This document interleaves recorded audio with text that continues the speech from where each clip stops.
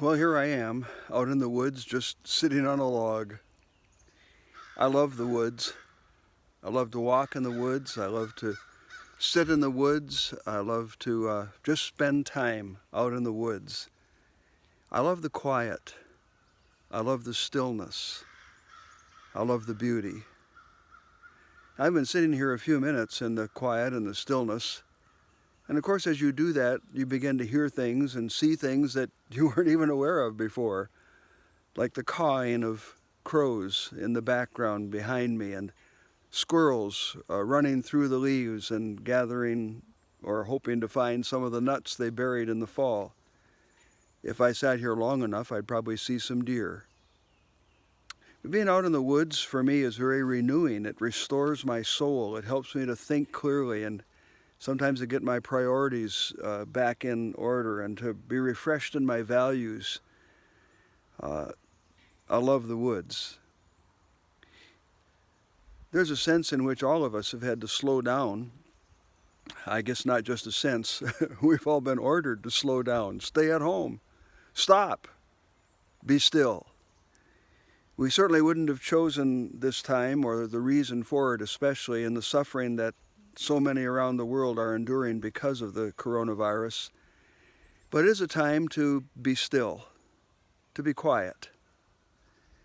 Our granddaughter Sophie is 12 years old today, and of all of our 10 grandchildren, she would be at or near the top of those who love a party. And she looks forward to her birthday every year for a big party, a family party, a party with friends over. And of course, right now, that just can't happen because we're all stuck in our homes. Most of our children are working from home. But usually when we try to get a family birthday party going, it's a challenge because everyone's schedules are so busy. We've got appointments. We have to be here or be there. And just finding a time when everybody can come together sometimes is absolutely impossible. And so we end up choosing a time when the most can come. But interestingly, when someone said, why don't we have Sophie's birthday party online, a virtual party? We can all connect to Zoom or something like that, and we can all see each other and hear each other and talk and sing happy birthday. And it worked. 18 of our family members and 5 family dogs were all there on video, and Sophie had a virtual birthday party. We set it up in 24 hours, and almost everybody, not quite, almost everybody in the family was able to participate because right now we're in a slowdown. We're in a time of being still. The psalmist writes in the Bible, "Be still and know that I am God." Obviously, he's recording the words of God, who says, "Be still and know that I am God."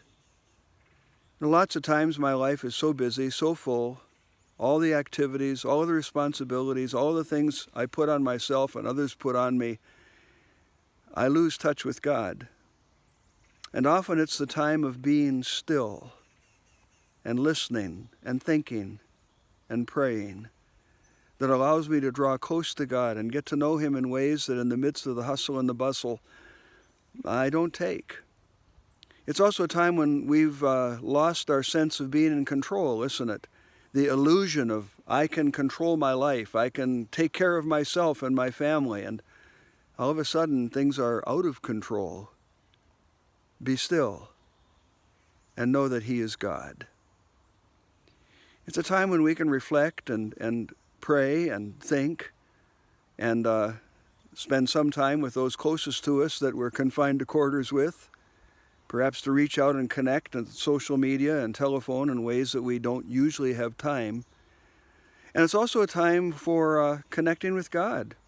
One of the beautiful things is that you can go on Facebook or other social media platforms and you can read scripture, you can listen to people sharing a story about their walk with God, what they're learning, you can read what they've printed, and you can find more sermons to listen to in one day than you could have imagined. And obviously, we shouldn't simply fill our lives with all of those things. But in the midst of it all, let's take advantage of this opportunity to be still and to know that He is God.